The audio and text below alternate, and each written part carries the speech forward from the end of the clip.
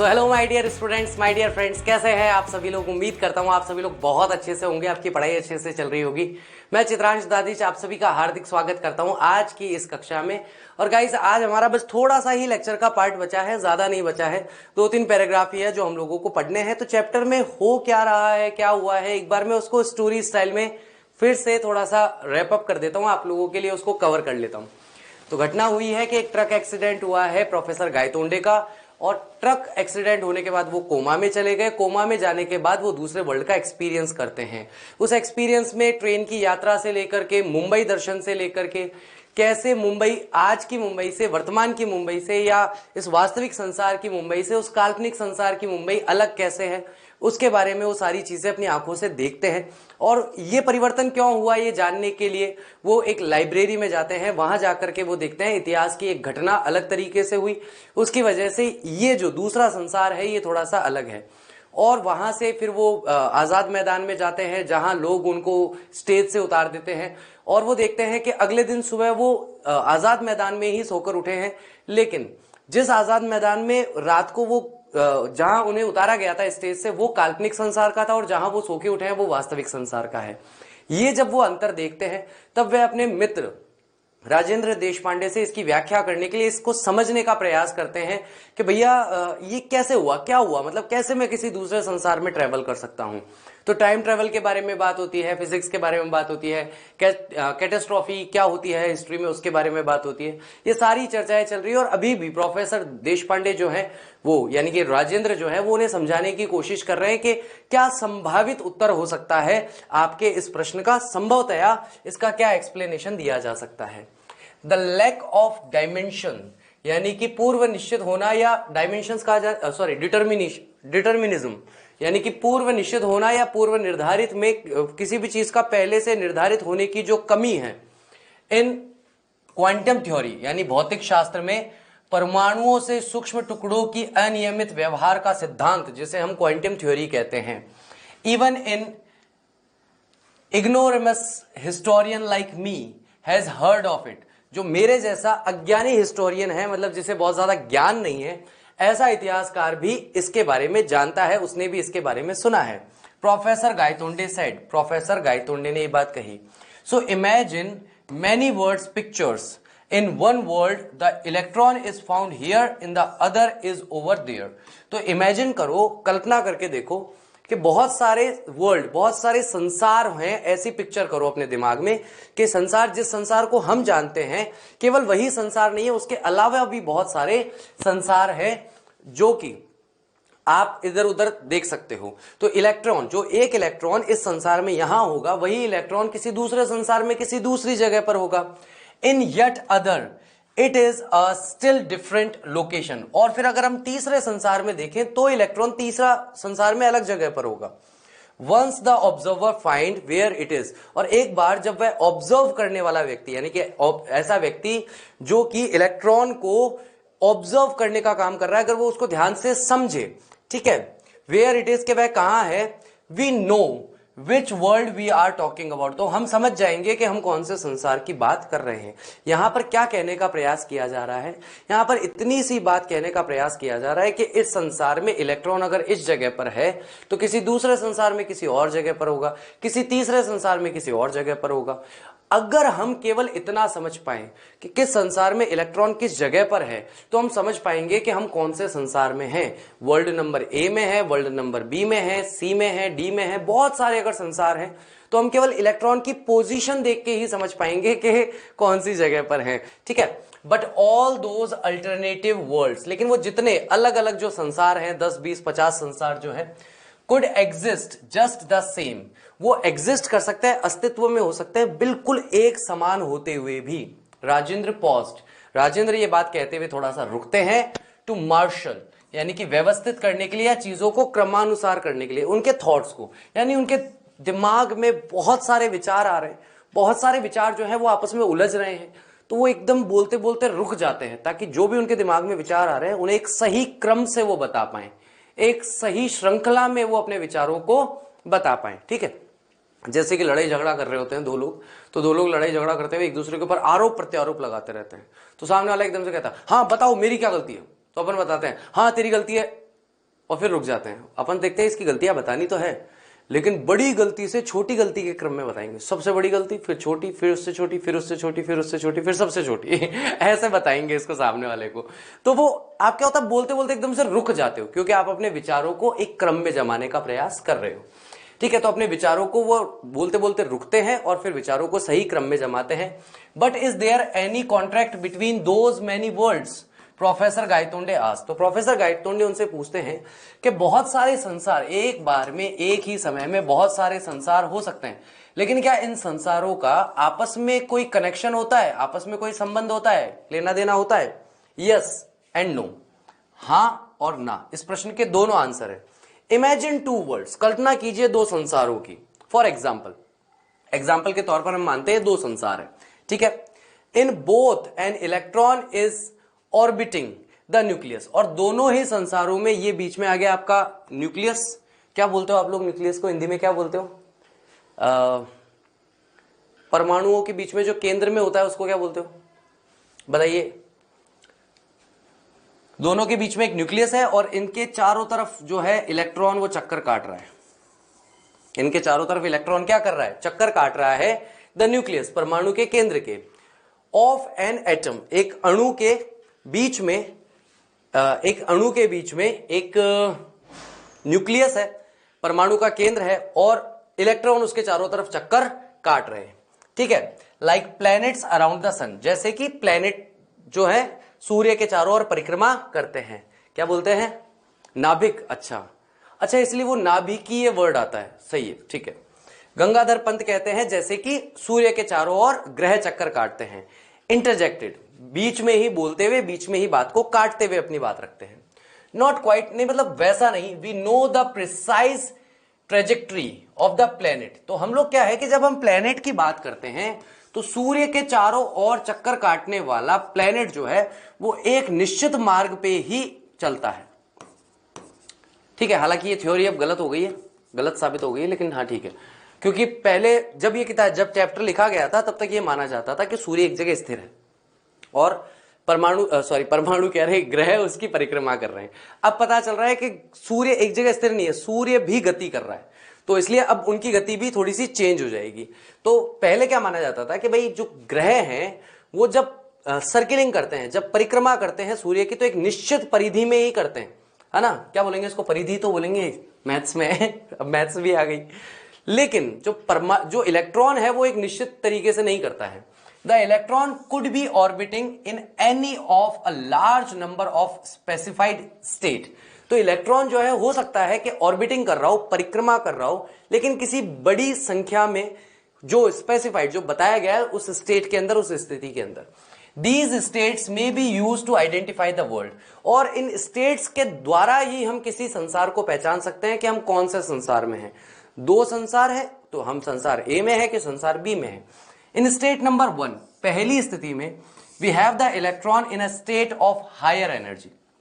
एक संसार में, पहली स्टेट में, हम ऐसे संसार में हैं जहां पर इलेक्ट्रॉन जो है वो बहुत ही हायर एनर्जी में, मतलब उसकी ऊर्जा बहुत ज्यादा है। इन स्टेट 2, और दूसरी स्थिति में, it is in a state of lower energy, वह ऐसी स्थिति में है जहां उसकी ऊर्जा कम है। It can make a jump from high to low energy, और ये जंप कर सकता है लो एनर्जी से हाई एनर्जी की, हाई एनर्जी से लो एनर्जी की ओर। यानी कि ये जो नाभिकीय की परिक्रमा कर रहा है इलेक्ट्रॉन, ये तेज गति में भी कर सकता है पहली स्टेट में, और दूसरी स्टेट में धीमी गति में भी परिक्रमा कर सकता है। तो दो स्थितियां हो गई। अब ये हाई टू लो, है ना, हाई टू लो एनर्जी में जंप कर सकता है, मतलब तेज तेज चलता हुआ धीरे अपनी गति को कम भी कर सकता है। And send out a pulse of radiation, और पल्स, ऐसे बोलते हैं पल्स को, झपक झपक झपक ये करती है ना, ये पल्स भेज सकता है रेडिएशन की। और अ पल्स ऑफ रेडिएशन, या फिर एक पल्स जो है रेडिएशन यानी विकिरण की, कैन नॉक इट आउट, वह उसे बाहर निकाल सकता है। ऑफ स्टेट नंबर, कौन से स्टेट से बाहर निकाल रहा है भाई, एक बार देख लेते हैं। स्टेट नंबर आगे आएगा नेक्स्ट पेज पे, स्टेट नंबर 2, यानी कि सेकंड स्टेट में से भी उसे बाहर निकाल के स्टेट 1 में, यानी कि पहले स्टेट में भेज सकता है। स्टेट 1 और स्टेट 2 क्या है, तो हमें यह समझना है, कितनी सी बात समझनी है। कि भाई दो स्टेट हो सकती है, दो स्थिति हो सकती है, एक के अंदर ये दो नाभिकीय हैं, ये है स्टेट नंबर 1 का नाभिकीय, ये स्टेट नंबर 2 का नाभिकीय। यहां पर जो न्यूक्लियस की एटम जो न्यूट्रॉन जो परिक्रमा लगा रहा है वो तेज गति में लगा रहा है, दूसरे के लगा रहा है वो थोड़ी सी स्लो गति में लगा रहा है, धीरे लगा रहा है। ये चल रहा है तेज गति में, ये चल रहा है धीमी गति में। इसके बीच में रेडिएशन में से ये बीच में पल्स फेंक सकता है, या फिर रेडिएशन के बीच में पल्स को कम या ज्यादा कर सकता है। गति जो है वह कम या ज्यादा इसकी फर्स्ट स्टेट वाले की हो सकती है, और जैसे ही गति में परिवर्तन होगा तो सेकंड स्टेट वाला फर्स्ट स्टेट में आ जाएगा, या फर्स्ट स्टेट वाला सेकंड स्टेट में आ जाएगा। सच ट्रांजिशन, ऐसे जो ट्रांजिशन है, ऐसे जो परिवर्तन है, are common in microscopic systems. सूक्ष्म, अत्यंत सूक्ष्म स्तर पर जो तंत्र है उनमें ऐसे परिवर्तन होना बहुत ही आम बात है। What if it happened on a microscopic level, क्या होगा अगर ये बहुत ही मैक्रोस्कोपिक यानी विराट स्तर पर हो तो? राजेंद्र ने कहा आई गेट यू, मैं तुम्हारा अर्थ समझ गया, तुम क्या कहना चाहते हो मैं समझ गया। You are suggesting that I made a transition from one world to another and back again. तो तुम ये सजेस्ट कर रहे हो, तुम ये कहना चाह रहे हो कि भैया मैंने एक ट्रांजिशन किया है, मैंने एक तरीके से एक यात्रा की है, जहां पर मैं एक संसार से दूसरे संसार में गया और लौट आया फिर से। गंगाधर पंत ने पूछा। फैंटास्टिक दो इट सीम्स, हालांकि ये बात सुनने में समझने में बहुत ही लाजवाब लगती है। This is the only explanation I can offer. और यहां पर वो कहते हैं कि मैं जो आपको बता सकता हूं, मैं जो आपको कारण बता सकता हूं, व्याख्या कर सकता हूं, मेरे पास ये एक ही कारण है जो मैं आपको बता सकता हूं, यह एक ही एक्सप्लेनेशन है। My theory is that catastrophic situations offer radically different alternatives for the world to proceed. मेरी जो थ्योरी है, मेरा जो सिद्धांत है कैटास्ट्रोफिक सिचुएशंस को लेकर के, it seem that so far as reality is concerned all alternative are, अच्छा सॉरी पहला वाला सेंटेंस है। मेरा सिद्धांत यह कहता है कि कैटास्ट्रोफिक सिचुएशंस जो है, यानी कि इतिहास में घटनाओं के परिवर्तन होने की जो स्थिति है, वो एक मूल रूप से अलग अल्टरनेटिव देती है, आपको अलग विकल्प देती है फॉर द वर्ल्ड, संसार के लिए, टू प्रोसीड, ताकि संसार आगे बढ़ सके। इट सीम दैट, ऐसा लगता है, so far as reality is concern, मतलब अगर हम वास्तविकता की, रियलिटी की बात करें तो मुझे ऐसा लगता है ऑल अल्टरनेटिव्स आर वाइबल, जितने भी विकल्प हैं, जितने भी अलग अलग वर्ड हैं वो सारे ठीक ठाक हैं, but the observer can experience only one of them at a time.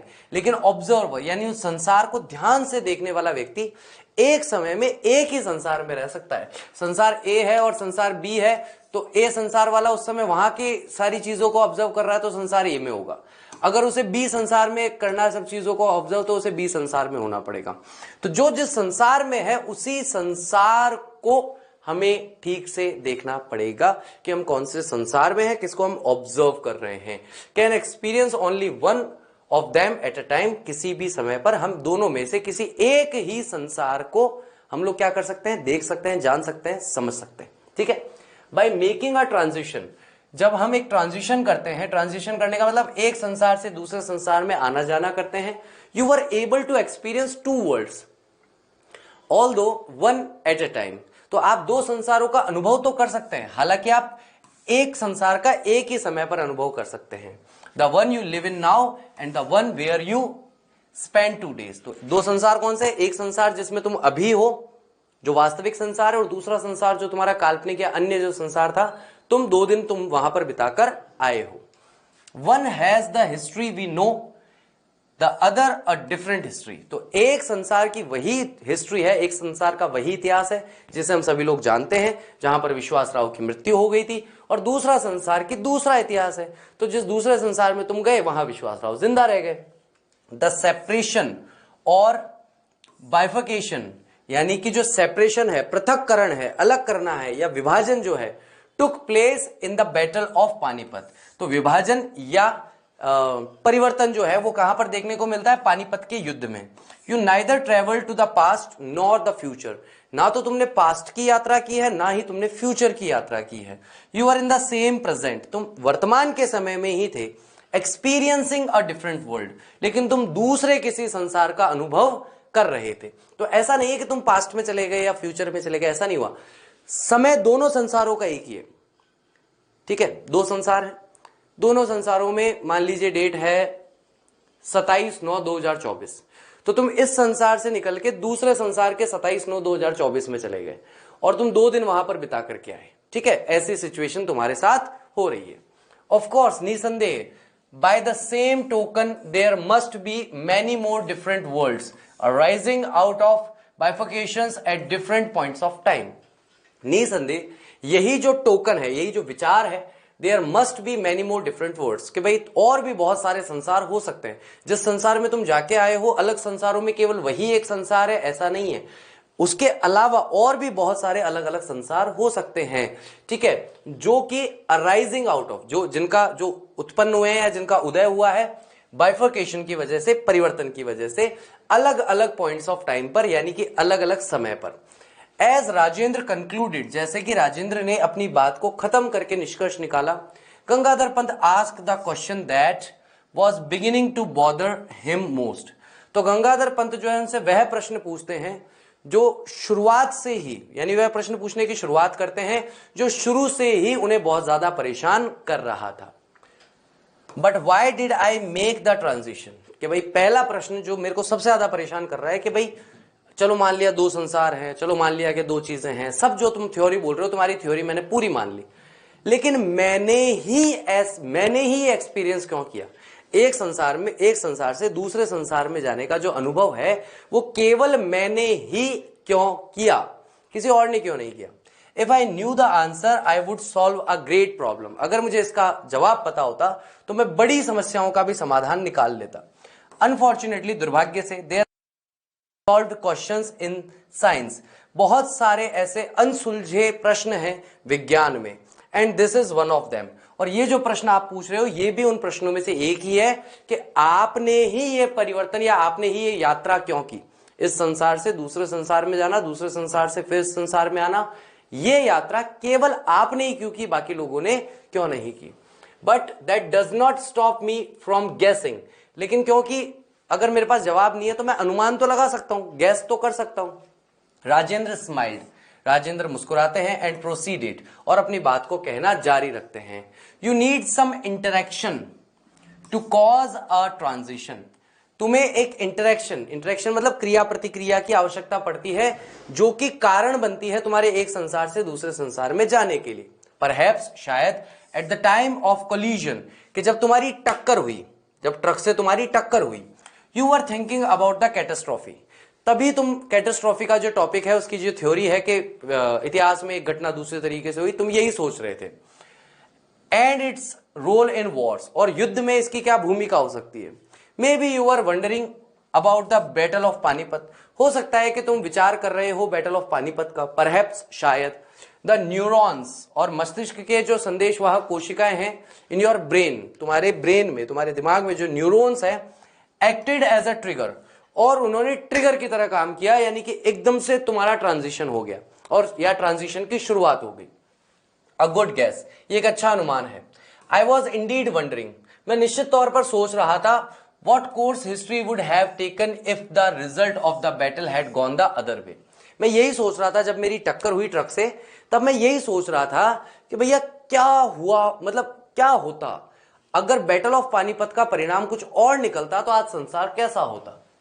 Professor Gaitonde said that was going to be the topic of my 1000th presidential address, और प्रोफेसर गायतोंडे कहते हैं कि यही टॉपिक होने वाला है जो मैं 1000वीं बार, यानी कि 999 बार तो पहले ही वो सभापति बन चुके हैं, तो वो कहते हैं कि अब मेरा जो 1000वां जो भाषण होगा, जहां पर मैं सभापति के तौर पर बैठूंगा, तो सभापति के अभिभाषण में मैं इसी टॉपिक पर भाषण दूंगा। Now you are in the happy position of recounting your real life experience, अब आप जो है बहुत ही खुश, बस प्रसन्न स्थिति में हैं, क्योंकि आप वर्णन कर रहे हैं अपने वास्तविक जीवन के अनुभव का, रेदर देन जस्ट स्पेकुलेटिंग, बजाय इसके कि आप केवल अनुमान लगा रहे हो। राजेंद्र लाफ्ट, राजेंद्र इस बात पर हंसते हैं।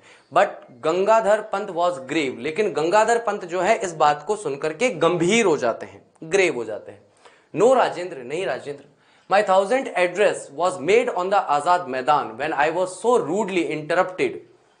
ठीक है, तो नहीं राजेंद्र, मेरा जो 1000वां जो एड्रेस था, व्याख्यान था लोगों को संबोधित करने का, वो मैंने किया था आजाद मैदान में, जहां पर बहुत ही असभ्यतापूर्ण तरीके से मुझे बीच में ही रोक दिया गया था। No, the professor Gaitonde who disappeared while defending his chair on the platform will now never be seen presiding at another meeting. नहीं, प्रोफेसर गायतोंडे जो कि गायब हो गए थे जब वो डिफेंड कर रहे थे, रक्षा कर रहे थे अपनी चेयर की, सभापति की कुर्सी की, एक प्लेटफॉर्म पर, will now never be seen presiding, अब कभी भी वह अपने जीवन में अध्यक्षता नहीं करेंगे इन अनदर मीटिंग, किसी दूसरी सभा में। I have conveyed my regret to the organisers, मैंने वहां पर व्यवस्थापक जो लोग थे उनको मैंने अपने रिग्रेट, अपना पछतावा या अपना दुख मैंने बताया था ऑफ द पानीपत सेमिनार, उस पानीपत के सेमिनार में। ठीक है, और इस तरीके से हमारा यहां पर ये चैप्टर समाप्त हो जाता है। चलिए, तो आज के लिए इतना ही रखते हैं। उम्मीद करता हूं आज का लेक्चर अच्छी तरीके से समझ में आया होगा, आपने अच्छे से एंजॉय किया होगा। Thank you very much. I will see you in my next lecture. Till that take care of yourself. Bye bye, मिलते हैं।